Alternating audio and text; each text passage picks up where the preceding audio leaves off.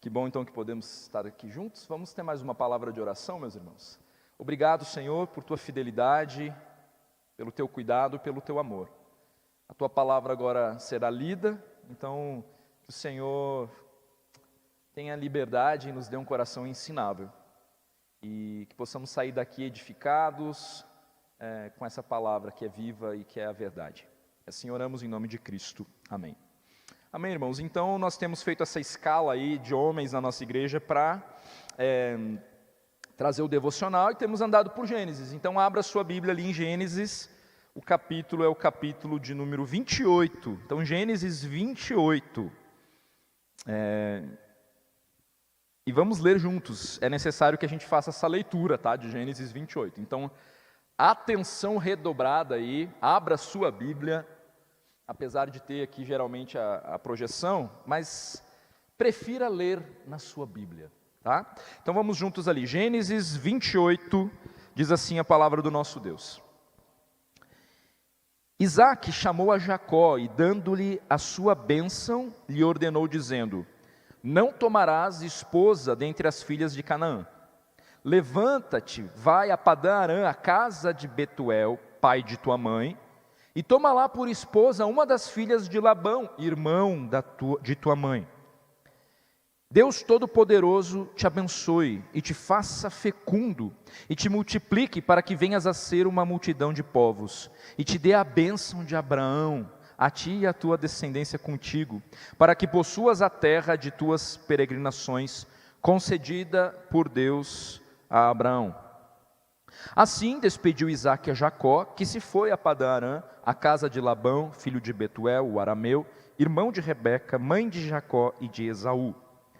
Vendo, pois, Esaú que Isaque abençoara a Jacó e o enviara a Padã-Arã, para tomar de lá a esposa para si, e vendo que ao abençoá-lo lhe ordenara dizendo: não tomarás mulher dentre as filhas de Canaã, e vendo ainda que Jacó, obedecendo a seu pai e sua mãe, fora a Padã-Arã, sabedor também de que Isaque seu pai não via com bons olhos as filhas de Canaã, foi Esaú à casa de Ismael, e além das mulheres que já possuía, tomou por mulher a Maalate, filha de Ismael, filho de Abraão, e irmã de Nebaiote. Versículo 10. Partiu Jacó de Berseba e seguiu para Arã. Tendo chegado a certo lugar, ali passou a noite, pois já era sol posto. Tomou uma das pedras do lugar, fê-la seu travesseiro e se deitou ali mesmo para dormir. E sonhou. Eis posta na terra uma escada, cujo topo atingia o céu. E os anjos de Deus subiam e desciam por ela. Perto dele estava o Senhor e lhe disse: eu sou o Senhor, Deus de Abraão teu pai, e Deus de Isaque. A terra em que agora estás deitado, eu te darei, a ti e à tua descendência. A tua descendência será como o pó da terra, estender-te-ás para o ocidente e para o oriente, para o norte e para o sul. Em ti e na tua descendência serão abençoadas todas as famílias da terra. Eis que eu estou contigo e te guardarei por onde quer que fores, e te farei voltar a esta terra, porque te não desampararei, até cumprir eu aquilo que te hei referido. Despertado Jacó do seu sono, disse: na verdade o Senhor está neste lugar e eu não o sabia. E temendo disse: quão temível é este lugar, é a casa de Deus, a porta dos céus. Tendo-se levantado Jacó cedo, de madrugada, tomou a pedra que havia posto por travesseiro e a erigiu em coluna, sobre o cujo topo entornou o azeite. E ao lugar, cidade que outrora se chamava Luz, deu o nome de Betel. Fez também Jacó um voto, dizendo: se Deus for comigo, e me guardar nesta jornada que empreendo, e me der pão para comer e roupa que me vista, de maneira que eu volte em paz para a casa de meu pai, então o Senhor será o meu Deus, e a pedra que erigi por coluna será a casa de Deus. E de tudo quanto me concederes, certamente eu te darei o dízimo. Até aqui então a palavra de Deus. Importante essa leitura mais completa aqui do capítulo, para a gente tentar resgatar aqui o senso de unidade aqui do pensamento. Mas antes de entrar nesse capítulo propriamente dito, convém a gente relembrar ou voltar a alguns versículos no capítulo 27. Porque o capítulo 27, ele traz o episódio ali em que Jacó, ele é orientado por sua mãe, a Rebeca, né? E ele acaba fazendo o quê? Enganando o próprio pai para receber a bênção, né? Que uma bênção que estaria destinada naturalmente, vamos dizer assim, para Esaú. Era essa a tradição, porque Esaú era o primogênito ali. Então Jacó, ele segue as orientações e ele acaba recebendo a bênção.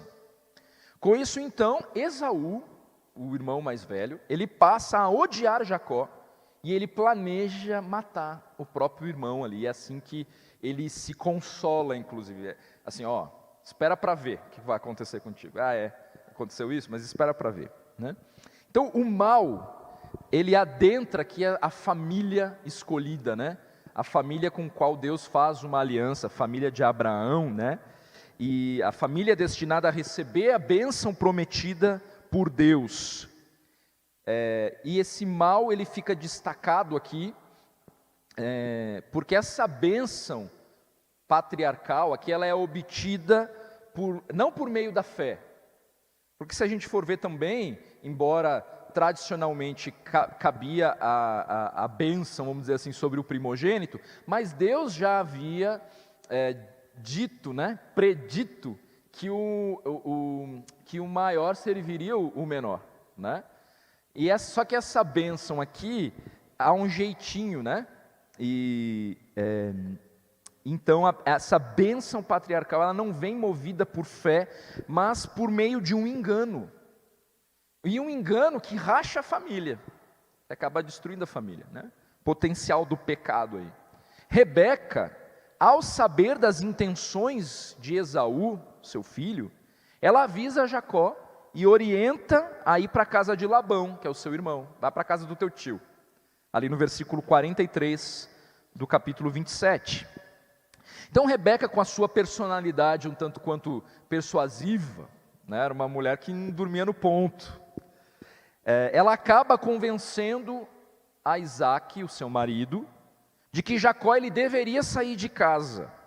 E nesse sentido ela dá um golpe de mestre, vamos dizer assim, né, apelando para as convicções do próprio Isaac mesmo. E aí ela fala ali no versículo 46 do capítulo 27, disse Rebeca a Isaac: aborrecida estou da minha vida por causa das filhas de Et. Se Jacó tomar esposa dentre as filhas de Et, tais como estas, as filhas desta terra, de que me servirá a vida? Ela fala desse descontentamento, né? Mas esse versículo ele vem depois de que ela descobre das intenções de Esaú.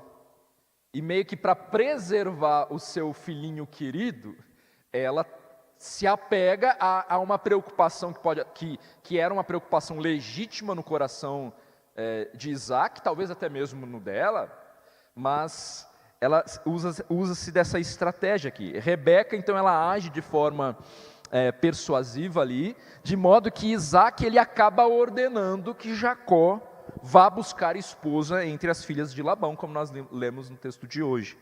Então Rebeca, ela sempre agiu com uma parcialidade no trato com os seus filhos, e Isaac também. Esse é um problema que se repete de geração em geração, né? De cada um às vezes puxando a sardinha para um lado.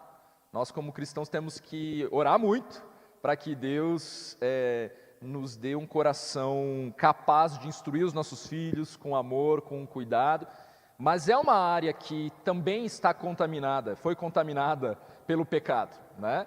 E às vezes questões de personalidade, de gostos pessoais, você vai se identificando, né, com a personalidade de um filho mais do que outro, e aí você precisa orar e aprender a cuidar e a lidar e a ensinar cada um dos filhos, considerando aquela pessoa que já vem pronta nesse sentido, né, que Deus colocou nas tuas mãos.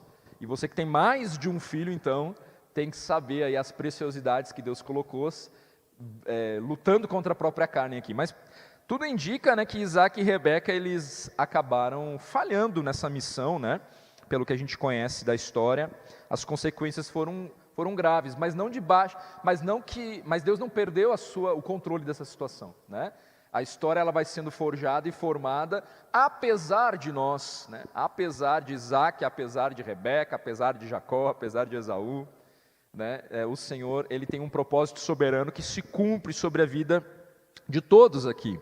Então Rebeca sempre agiu com parcialidade, Isaac também, e agora ela precisou agir com uma certa astúcia aqui, e de forma diplomática, vamos dizer assim, ela fez com que Jacó pudesse sair de casa, oficialmente, não como um fugitivo, foge porque o teu irmão quer te matar, né? Mas ele recebeu esse aval, né, do próprio pai, recebendo inclusive uma outra bênção aqui. O pai ainda abençoa esse filho mais uma vez aqui, né, para que ele saia de casa ali. No entanto, as atitudes de amor aqui, de Rebeca, né, elas fizeram com que ela nunca mais visse o filho dela, né? Então ela toma atitudes em nome desse amor meio que parcial ali, e ela também colhe a consequência disso, porque esse filho vai ter que ir embora, e ela ia acabar perdendo os 2 filhos, né, no fim das contas. Então houve esse racha aqui. Cuidado, mulheres, né? Você não pode para não destruir o seu lar com as tuas próprias mãos, né? Essa sabedoria precisa vir do Senhor. Então a saída de Jacó marca uma segunda fase da sua trajetória de vida, que está debaixo do plano soberano de Deus aqui. Uma fase que é marcada pelo direcionamento do pai, e aí atenção filhos, e todos nós somos filhos, os pais, mãe e pai, são fundamentos colocados por Deus nas nossas vidas. Então fique atento, Deus usa os pais, o conselho sábio, né? E até mesmo o mal para cumprir com seus propósitos sobre as nossas vidas aqui. Mas no versículo 2 que nós lemos, né? Levanta-te, Isaac falando, vai a Padã Arã, a casa de Betuel, pai de tua mãe, e toma lá por esposa uma das filhas de Labão, irmão de tua mãe. Então um direcionamento por parte de Isaac, que eu diria pode ser visto como um direcionamento sábio, considerando aquele aspecto de cuidado em torno do não casar com gente de outros povos, né? E aqui nós podemos perceber os princípios que nós vimos na semana passada, muito bem colocados, né, pelo Bruno, sobre a importância de nós não cairmos nos enganos do jugo desigual, né? Então, tanto é que há uma ênfase aqui também nesse texto, e a gente precisa se preocupar com isso e firmar convicções sobre este fato, que um cristão verdadeiro e genuíno precisa casar com um cristão genuíno da mesma forma, porque senão dá confusão. Ah, mas tem pastor, tem tal.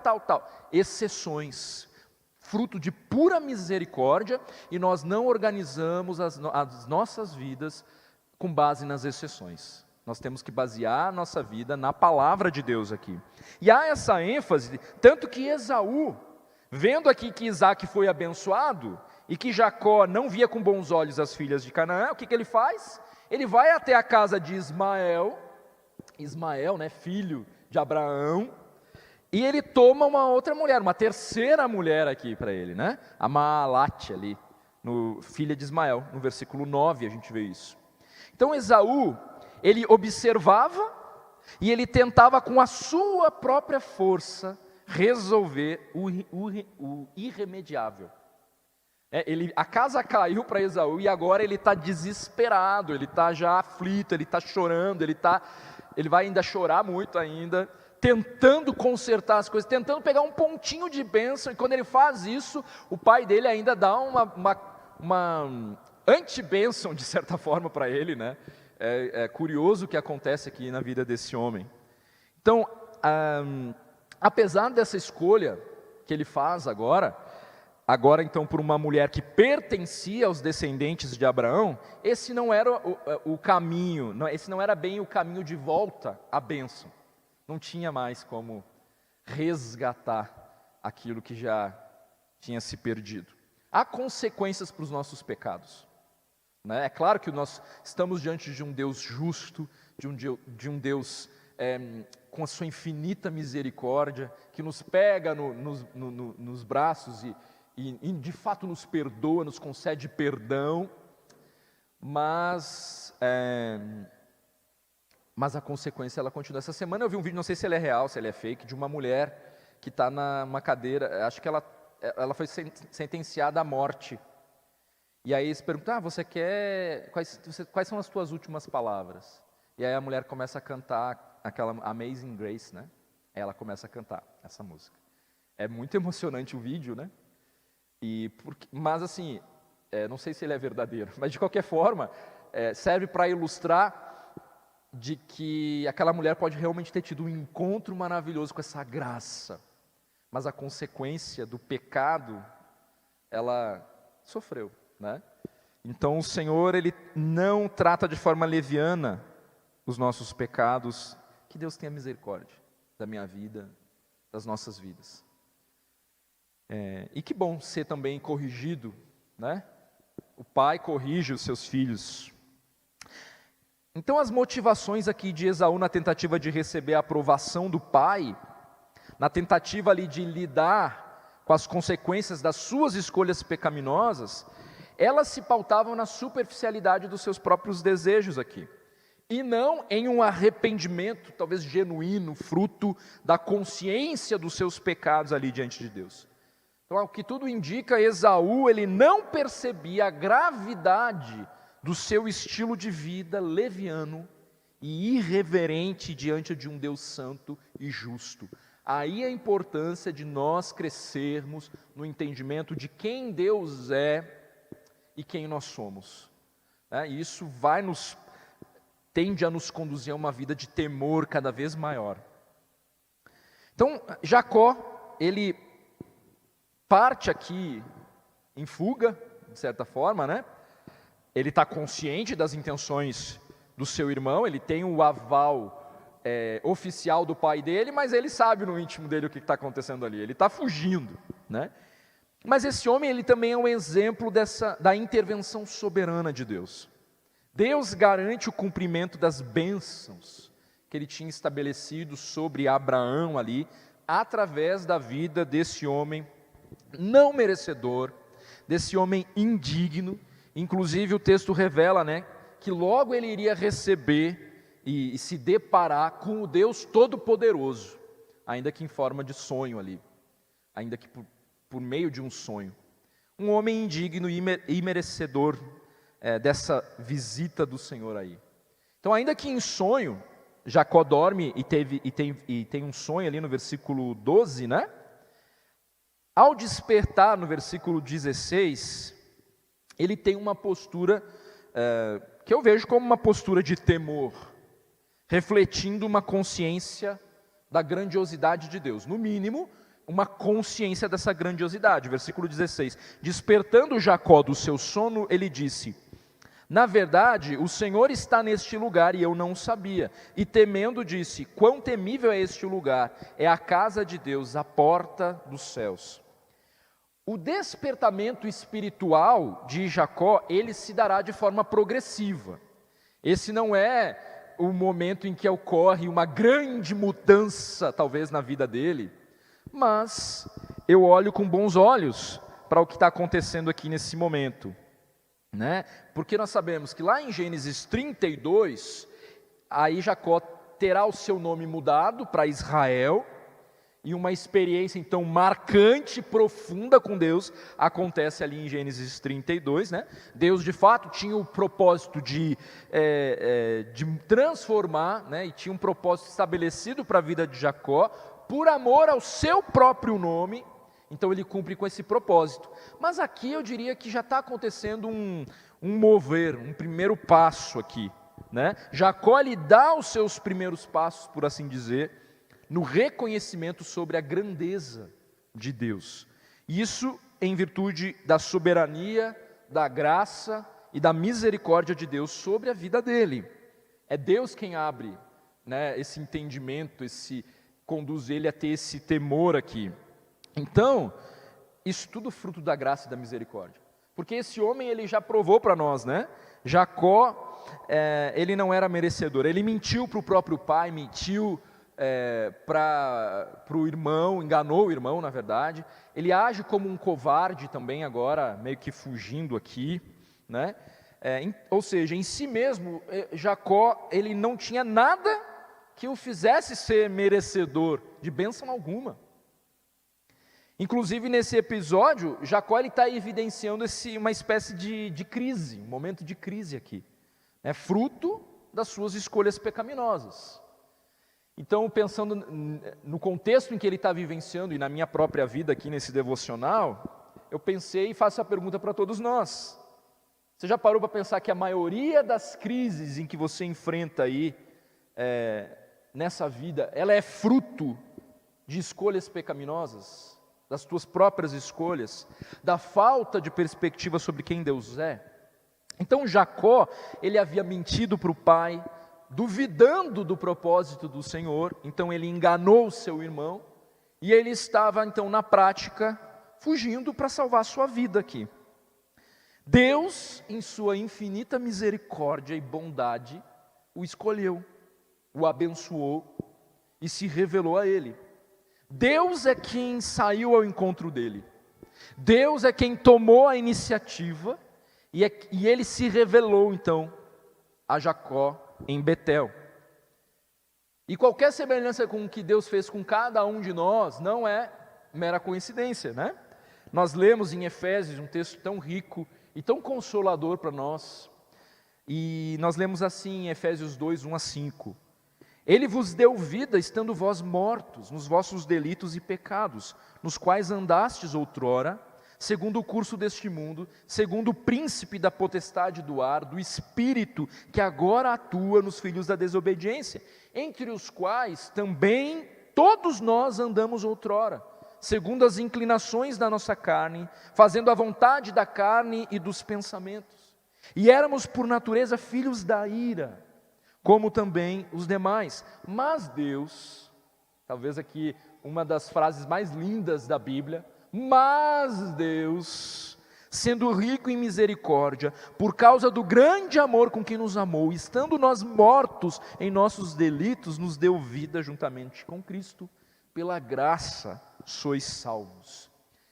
Olha a graça no Antigo Testamento, com muita abundância, e Jacó é exemplo dessa graça, desse favor imerecido, né? Jacó, e o sonho dele então, que é relatado aqui nesse episódio, ele colabora para esse paralelo dessa graça, que está presente, sempre esteve na relação de Deus com o seu povo. É Deus quem intervém com misericórdia. E nesse sonho, Jacó, ele vê uma escada, e a ideia aqui talvez de uma escadaria, né, ficaria mais coerente aqui, cujo topo dessa escadaria, ela atinge o céu. E os anjos de Deus, eles subiam e desciam, né, no versículo 12 ali. Mais tarde, o Senhor Jesus, lá em João, capítulo 1, versículo 51, ele também vai deixar claro um paralelo aqui em relação ao que está acontecendo aqui nesse sonho. Ele aponta o Senhor Jesus para si mesmo como o único intermediário entre Deus e os homens, como o único que dá acesso ao Deus Todo-Poderoso. E aí lá em João nós lemos, e acrescentou, em verdade vos digo, que vereis o céu aberto e os anjos de Deus subindo e descendo sobre o Filho do Homem. Então no caso, nós sabemos muito bem, é somente Cristo quem conecta o céu com a terra, né? Ele é o único mediador aqui. Então em Gênesis, Jacó ele tem esse sonho que aponta para o contraste entre a sua condição naquele momento. Então ele está aqui, imagine o cenário, ele está solitário, ele está desamparado, não podendo voltar, porque ele sabe que o irmão dele pode matar ele a qualquer momento ali, em virtude, e isso é uma consequência do seu pecado, né? Então não sei como é que você lida com seus pecados, mas isso traz enfado, traz peso, muitas vezes tristeza, né? Mas o irremediável também já está feito aqui, ele precisa abandonar isso, então ele não pode voltar, mas ao mesmo tempo ele ainda não chegou lá no tio, na casa do tio, não sabe como ele vai ser recebido lá. Então, ele está nessa condição lamentável nesse momento, nessa peregrinação aqui, até chegar na casa do tio. Então, um contraste entre a sua posição precária e o Deus Todo-Poderoso aqui, que vem e ministra o coração dele, apesar dele. E Deus dá segurança, uma segurança relacionada à aliança com os seus antepassados.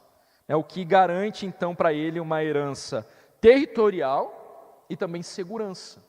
Então, no meio disso, no meio talvez da culpa ali, do improvável, por pura graça e misericórdia, ele recebe esse consolo, esse afago, esse sustento, né, com uma promessa, né, e ele não merecia.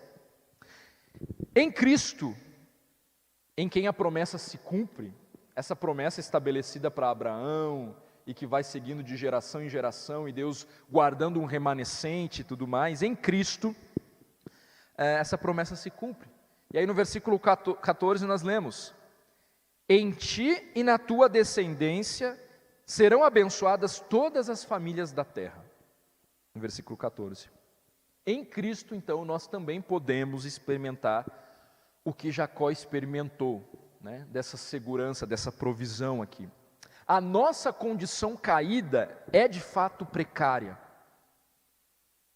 Mas Deus nos amou tanto que Ele enviou seu Filho, seu único Filho, para que nós tivéssemos vida. E aí então, irmãos, há promessas garantidas sobre as nossas vidas, apesar de nós. Apesar de nós. Então a resposta de Jacó ao despertar do sono, né, é tida por alguns como uma tentativa de barganha com Deus. Então você vai encontrar algumas pessoas que vão olhar e vão colocar Jacó aqui ainda muito imaturo, porque ainda não teve um encontro real e profundo com Deus. Mas eu entendo que dentro da misericórdia e do plano soberano de Deus, um passinho Jacó está dando aqui. Deus, na verdade, deu esse grande passo em direção a ele. E ele também está respondendo aqui. Mas alguns vão achar que ele ainda não despertou, vão interpretar isso, vão ter isso como um momento de... a resposta que Jacó dá para Deus ao despertar como uma espécie de barganha. Porque no versículo 20 e 21 diz assim: fez também Jacó um voto, dizendo: se Deus for comigo e me guardar nesta jornada que empreendo, e me der pão para comer e roupa que me vista, de maneira que eu volte em paz para a casa de meu pai, então o Senhor será o meu Deus, e a pedra que erigi por coluna será a casa de Deus, e tudo quanto me concederes, certamente eu te darei o dízimo. Mas aqui, na medida do conhecimento, e aí eu estou entendendo que ele está dando passos, né, nisso, e Deus ainda vai, ele vai lutar com o próprio Deus lá no capítulo 32, né, nesse encontro profundo. Mas aqui nesse momento, dentro do entendimento da revelação de Deus a ele mesmo, Jacó parece indicar de fato uma percepção correta sobre Deus. E o voto de Jacó é o eco da promessa feita por Deus, né? Então, além disso, o C aqui nesse versículo, né, no versículo 20, ele pode ser traduzido por uma vez que, né? Então Jacó ele estaria afirmando a sua confiança em Deus, e não duvidando ou negociando com Deus. Então versículo 20, se Deus for comigo, ele pode também ser traduzido por uma vez que Deus é comigo, então aí ele faz aquele voto ali, baseado no que Deus já havia prometido, né? Então, ao invés, a gente pode olhar para essa parte, talvez não com dúvida sobre o caráter de Jacó, mas como sendo um passo apoiado na iniciativa do próprio Deus com ele. Então, na verdade, esse voto aqui, ele acaba por reorientar a jornada de Jacó, que antes, o que ele está, qual é a condição dele? Apenas fugindo da morte de um lado, e do outro lado ele também está buscando ali apenas encontrar uma esposa que fosse do agrado dos seus pais ali, né? Agora a sua jornada ela ganha uma perspectiva mais profunda, a gente poderia dizer, porque Jacó, de forma consciente, ele é agora um portador dessas promessas de Deus. Ele desperta desse sono consciente dessas promessas. Ele não está só mais fugindo, ele está, opa, eu sou o portador da promessa aqui de Deus, né, dessa promessa de aliança. Então, um encontro com Deus redireciona o nosso viver. O dia que você aceitou Cristo, você foi convidado a entregar a sua vida totalmente para Ele, e Ele passou a ser o Senhor. Agora é Ele quem de fato manda, e você obedece de forma consciente, de forma intencional. É um prazer para os filhos de Deus obedecer a Deus de uma forma intencional, porque os ímpios também estão cumprindo com o propósito soberano de Deus, né? Mas que bom que nós podemos desde já dobrar os nossos joelhos. O encontro com Deus redireciona o nosso viver, alinha os nossos propósitos. Então esse encontro se dá em virtude do plano soberano sobre as nossas vidas. No caso de Jacó, esse foi um primeiro passo dentro desse plano. A obra que Deus iniciou na vida dele se cumpriria anos depois. Outra verdade que também se relaciona a nós: Deus iniciou uma obra nas nossas vidas e Ele irá completar essa obra. Ele irá completar apesar de você. Ele efetua em nós o querer e o realizar. Então nisso nós devemos crer e confiar. O Senhor, Ele é fiel, Ele é soberano. Então, apesar de nós, e às vezes ao olhar para a nossa vida e ver algumas perspectivas meio estranhas, né, a gente restaura o nosso vigor, restaura a nossa esperança, quando a gente olha para esse Deus Todo-Poderoso, que tem promessas por amor ao seu próprio nome, e é isso que faz com que essas promessas não vacilem jamais. Ninguém pode nos tirar do propósito de Deus sobre as nossas vidas, das garras, né, daquele que nos resgatou, que nos comprou por um alto preço.